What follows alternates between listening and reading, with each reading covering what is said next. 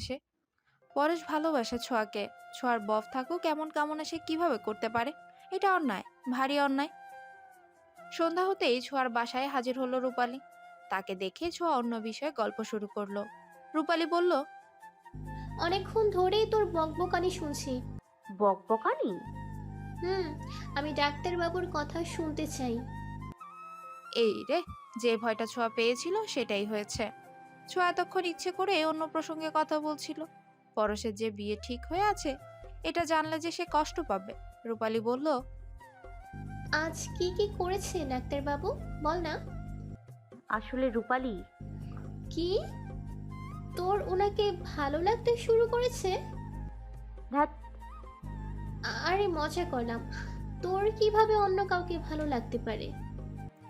নিশ্চুপ হয়ে গেল ছোঁয়া। রূপালী তার নীরবতার কারণ বুঝতে পেরে বলল, সরি।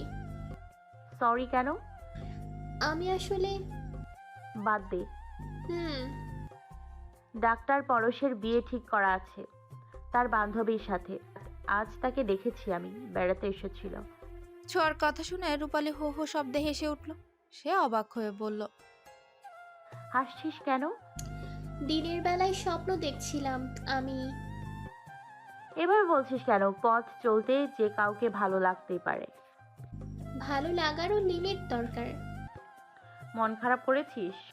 হুম। সত্যি? হুম। রূপালীকে জড়িয়ে ধরে ছোঁয়া বলল, ওলে বাবালে, আমার বান্ধবীটার জন্য আরো ভালো কেউ আসবে দেখিস।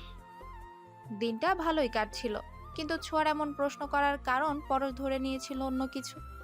তাই সে এই বিষয়ে ছোঁয়ার কাছে কিছু জানতে চায়নি। ছোঁয়া নিয়মিত আসে পরশের বাসায়। ছোঁয়াকে লুকিয়ে দেখা যেন পরশের নিত্যদিনের কাজ হতে লাগলো।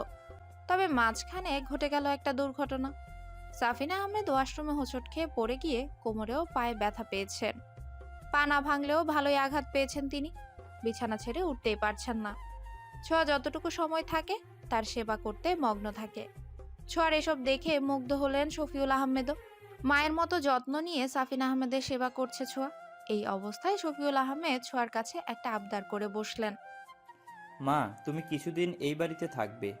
আসলে তুমি যতক্ষণ থাকো ওর কোনো অযত্ন হয় না, হাসি খুশি থাকে।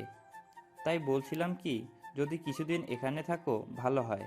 এটা আমাদের আবদার বলতে পারো। আড়ালে দাঁড়িয়ে পরেশ অপেক্ষা করছে ছোঁয়ার উত্তর শোনার জন্য। এই যেন মেঘনা চাইতেই বৃষ্টি। ছোঁয়া কিছুদিন এখানে থাকা মানেই তো পরশ তার আরেকটু কাছে যাওয়া। এদিকে ছোঁয়া কি বলবে বুঝতে পারছে না। তার বোন নয়নতারা নিশ্চয়ই রাজি হবে না। এখন শফিউল আহমেদকে কি বলবে সে? কি হলো বলো? শফিউল আহমেদের কথায় ছোঁয়া জবাব দিল, আসলে বাসায় না জানি, এভাবে তো বলতে পারছি না। তুমি কথা বলে দেখো। পরশ এসে বলল। আমি নিজে গিয়ে বলবো ওনার বাসায়। শফিউল আহমেদ অবাক হয়ে তাকালেন তার দিকে। পরশ একটু কেশে বলল, তোমার কাজ সহজ করে দেওয়ার জন্য বললাম। ভালো বলেছিস। ছোঁয়া বলল, আপনি কষ্ট করবেন? থাক না। প্রিয় মানুষদের জন্য অনেক কিছুই করতে হয়, হে আর এমন কি। শফিউল আহমেদ মুচকি হেসে বললেন, কার জন্য করছিস এই কষ্ট? মনে তো হচ্ছে না আমার জন্য। কিছুটা ঘাবড়ে গেল পরশ। তার বাবা কি কিছু আজ করতে পেরেছে? শফিউল আহমেদ গম্ভীর গলায় বললেন। নাকি মায়ের জন্য? পরক্ষণে হু হু শব্দেই হেসে বললেন, মজা করলাম। ওকে, তাহলে আজ কথা বলে আয় ছোঁয়ার ফ্যামিলির সাথে। পরশ ড্রাইভ করছে, তার পাশে বসেছে ছোঁয়া। দুজনেই চুপচাপ। নীরবতা ভেঙে পরশ বলল, ক্লাস শুরু হয়নি? ভর্তি হয়েছি, এখনো শুরুর দিক তো, তাই ক্লাস হচ্ছে না। আর তেমন একটা ক্লাস না করলেও সমস্যা নেই। আন্টির দেখাশোনায় কোনো অসুবিধে হবে না। ক্লাস মিস করার প্রয়োজন নেই, ক্লাস শেষেই কাজে এসো। এই মাসে কোনো অসুবিধে নেই। উফ, তুমি করে বলে ফেললাম। সমস্যা নেই। গান শুনবে? না থাক। আমি গাইলেও শুনবে না? আপনি গান গাইতে পারেন? টুকটাক। শোনালে মন্দ হয় না। যদি গাড়ি থেকে নেমে যাও গান শুনে? কেন? ভয়েস ভালো না। উচ্চ শব্দে হেসে ফেলল ছোঁয়া। পরশ তার দিকে তাকাতেই সে বলল। সামনে তাকিয়ে গাড়ি চালান। পরশ সামনে তাকালো। ছোঁয়া বলল, গাড়ি থেকে নামতে ইচ্ছে করছে না, যদি ইচ্ছেও করে নামতে দেবেন না, ধরে রাখবেন। এবার গানটা শোনান। পরশ নিজের মনেই বলল। হুম, আজীবন ধরেই রাখবো। আজ ছোঁয়া হালকা গোলাপি রঙের একটা কামিজ পরেছে, খোপা করেছে সে। ছোঁয়ার দিকে আর চোখে তাকিয়ে পরশ গান ধরলো। আলগা করো গো খোপার বাঁধন, দিল वही मेरा फंस गई, বিনোদ বেদির জরিন ফিতায় अंधा इश्क मेरा खस गई। পরশের গান শুনে মুগ্ধ হলো ছোঁয়া। আসলে ছেলেটা ভালো গান গায়। ছোঁয়া বলল, খুব ভালো। সত্যি? আমার তো এখন গাড়িতেই থেকে যেতে ইচ্ছে করছে। বিড়বিড়িয়ে পরশ বলল। খারাপ হয় না? কিছু বললেন? না। পরশ ও ছোঁয়া বাসার পাশে আসতেই চেঁচামেচি শব্দ শুনতে পেল। ছোঁয়া দুয়ারের ভেতরে গেল। পরশও ছুটে এলো তার পিছু পিছু। তার মা ও বোনের সাথে বাড়িওয়ালি তর্ক করছে। ছোঁয়া বলল। কি হয়েছে? নয়নতারা পরশকে দেখে বলল। আরে আপনি আসুন না মা, ওনাকে বসতে দাও, উনি ডাক্তার পরশ। বাড়িওয়ালি বললেন। এসব খাতির যত্ন পরে করবে, আগে আমার টাকা দাও। আন্টি, আমরা পরে কথা বলি। ছোঁয়া বলল। কিসের টাকা? ভাড়া তো দেয়া হয়েছে, বাকি নেই। আমার সামনে খরচ আছে, আগামী 2 মাসের ভাড়া সবার কাছ থেকেই অগ্রিম নিচ্ছি, তোমাদেরও দিতে হবে। এটা কেমন কথা? এইভাবে হুটহাট দেয়া যায় নাকি? এসব আমি জানি না, আমার লাগবে, না হলে বের হয়ে যাও এ বাড়ি থেকে। আমি তো জোর করছি না থাকার জন্য, কত আসবে কত যাবে এমন ভাড়াটিয়া। আমাদের 2-1 দিন সময় দিন। 2-1 দিন কেন? তুমি না চাকরি করো ভালো, ওখান থেকে অ্যাডভান্স নিয়ে দাও। এসব শুনতে পরশের একদমই ভালো লাগছে না। তার সামনে তার ভালোবাসার মানুষ অপমানিত হচ্ছে। এটা সহ্য করা যেন কষ্টকর হয়ে যাচ্ছে। পরশ এটাও জানে সে এমনিতেই টাকা দিতে চাইলে ছোঁয়া নিবে না তা। তাই সে বুদ্ধি খাটিয়ে বলল। ছোঁয়া, তোমাকে আমি অ্যাডভান্স দিতে রাজি আছি, তবে একটা শর্তে। কি? এই মহিলাকে 2 মাসের ভাড়া দিয়ে এই বাসা থেকে বেরিয়ে যাবে তোমরা। কিন্তু তোমাকে প্রয়োজন ছোঁয়া আমার। মানে? আমার মায়ের আশেপাশে থাকলে তুমি আরো বেশি ভালো হয়। আশেপাশে বলতে? আমাদের বাসায় একটা ফ্ল্যাট খালি আছে, আমি চাচ্ছি তোমরা ওখানে থাকো। আমরা মানে? আমতা আমতা করো না ছোঁয়া, ফ্ল্যাটটা এমনিতেই পড়ে আছে, তোমরা থাকলে ভালোই হয়। আবার ভেবো না তোমাকে হেল্প করতে চাচ্ছি, আমি আমাদের কথা ভেবেই বললাম। মায়ের একদম পাশে থাকলেই ভালো হয় তুমি। আফিয়া জান্নাত বলে উঠলেন। ছোঁয়ার জন্য ভালো হবে, কষ্ট কম হবে। নয়নতারা কিছু বলতে যাবে ঠিক তখনই বাড়িওয়ালি বললেন। এই আফিয়া জান্নাতের যোগ্যতা আছে নাকি এই এলাকা ছেড়ে অন্য কোথাও বাসা নেওয়ার? সাথে সাথেই ছোঁয়া বলল। আমরা এক্ষুনি যাব এখান থেকে, শুধু এখান থেকে নয়, এই এলাকা থেকেও। ছোঁয়াদের নিয়ে নিজেদের বাড়ির সামনে এলো পরশ। বাসার কাউকে কিছু না জানিয়ে এত বড় একটা সিদ্ধান্ত নিল সে। তার মা বাবা কি তার এই কর্মে নাখুশ হবেন? এদিকে একের পর এক নয়নতারাকে ফোন করে চলেছে রাফসান, কিন্তু সে রিসিভই করছে না। বেশ কিছুদিন ধরে ছোঁয়ার খবর নেওয়া হয়নি। হঠাৎ করে অজানা এক ভয় কাজ করছে তার মনে। এই দূরত্ব যদি তাকে ছোঁয়ার কাছ থেকে আরো দূরে সরিয়ে দেয়, না, এটা হতে দিতে পারে না সে। এখন থেকে নয়নতারাকে নয়, ছোঁয়াকেই ফোন দিবে সে, এটা তার অধিকার। পরশ তার মা বাবাকে সব খুলে বলল। পরশের কথা শুনে তার মা বলে ওঠেন। খুব ভালো করেছিস ওদের এখানে নিয়ে এসে, ফ্ল্যাটটা এমনিতেই পড়ে আছে। আমি কি ওদের ভেতরে আনবো? আনবি মানে? এখনো আনিসনি? না। তুইও না পরশ, যা এখনই যা। পরশের সাথে শফিউল আহমেদও এগিয়ে আসলেন। ট্রাক ভর্তি তাদের জিনিসপত্র চলে এসেছে। পরশ তাদের নিয়ে ভেতরে আসলো। ফ্ল্যাটটা দেখে চমকে উঠলেন আফিয়া জান্নাত। বেশ বড়সড় একটা ফ্ল্যাট। এই ফ্ল্যাটের ভাড়া দিবে কি করে তারা? পাশে দাঁড়ানো শফিউল আহমেদের উদ্দেশ্যে তিনি বললেন। এটা ছাড়া কি আর কোনো ফ্ল্যাট আছে আপনাদের? না, নেই। এটা করেছি কেন জানেন? কেন? ছেলেরা সম্পত্তির জন্য ঝামেলা করলে আমরা বুড়ো বুড়ি যেন এখানে থাকতে পারি। কথাটা রসিকতা সুরেই বলে হেসে উঠলেন তিনি। আফিয়া জান্নাত বললেন, অপর ছেলের কথা জানি না, তবে আপনার এই ছেলে আপনাদের সাথে কোনো ধরনের ঝামেলা করবে না, এটা আমি নিশ্চিত। যে ছেলে অন্যের জন্য এত ভাবে, সে ছেলে নিজের বাবা মার সাথে কিছু করতেই পারে না। এদিকে ছোঁয়াও নয়নতারার সাথে বাসা গোছাতে ব্যস্ত পরশ। ছোঁয়া বলল, আমরা গুছিয়ে নিব। আপনি আমাদের সাহায্য করেছেন, এখন আবার কাজ করছেন। তাতে অসুবিধা কিসের? আপনার কষ্ট হচ্ছে। এত বেশি কথা কেন বলো তুমি ছোঁয়া? মন দিয়ে কাজ করো তো। নয়নতারার হঠাৎ তার ফোনের কথা মনে এলো। এতক্ষণ যাবৎ ব্যাগ থেকে ফোনটা বেরই করেনি সে। প্রয়োজনেও কেউ ফোন দিতে পারে এই ভেবে সে ব্যাগ থেকে ফোনটা বের করতেই দেখলো রাফসান 33 বার কল দিয়েছে। এতবার ফোন করেছে রাফসান, আর সে কিনা শুনতেই পেল না। ব্যাগের ভেতরে থাকার কারণে এমনটা হয়েছে, কিন্তু এতবার ফোন দেওয়ার কারণ কি? কোনো বিপদ হয়নি তো রাফসানের? আর না ভেবে নয়নতারা কল ব্যাক করলো। সাথে সাথেই রাফসান রিসিভ করে বলল, এতক্ষণ কই ছিলে? ব্যাগে ফোন ছিল তাই শুনতে পারিনি। ব্যাগে ফোন থাকলে না শোনার কি আছে? আসলে ব্যস্ত ছিলাম, ধ্যান ছিল না। কোনো সমস্যা? সমস্যা না হলে নিশ্চয়ই এতবার ফোন দিতাম না। কি হয়েছে? ছোঁয়া কোথায়? ওর ফোন বন্ধ কেন? আছে ছোঁয়া, ফোন কেন বন্ধ তা তো জানি না। কি জানোটা কি তুমি? নিজের ফোন বাজছে তাও জানো না, ছোঁয়ার ফোন বন্ধ এটাও জানো না? আমরা বাসা বদল করেছি, তাই ব্যস্ত ছিলাম রাফসান। এত উত্তেজিত হবার কিছু নেই। বাসা বদল করেছো মানে? কোথায় গিয়েছো? হামজার বাগ। তোমরা ওই এলাকা ছেড়ে যাচ্ছ, আমাকে বলার প্রয়োজন মনে করলে না? তোমার অন্তত বলা দরকার ছিল। এত কেয়ারলেস কেন? আসলে কেন বদল করতে হলো বাসা? আর আমাকে না চেনে এলাকায় কিভাবে ছাড়লে? নয়নতারা রাগ হচ্ছে, প্রচুর রাগ হচ্ছে। রাফসান এইভাবে কথা বলছে তার সাথে। পুরো ঘটনা না জেনে তাকে দোষারোপ করেই চলেছে সে। না, আর শুনতে পারছে না সে। ছোঁয়াকে ডেকে বলল, তোর ফোন এসেছে, এদিকে আয়। ছোঁয়া ভেতরে আসতেই নয়নতারা বেরিয়ে গেল। রাফসানের নামটা মোবাইল স্ক্রিনের উপর দেখে ছোঁয়ার ইচ্ছে করছে মোবাইলটা ছুঁড়ে মারতে।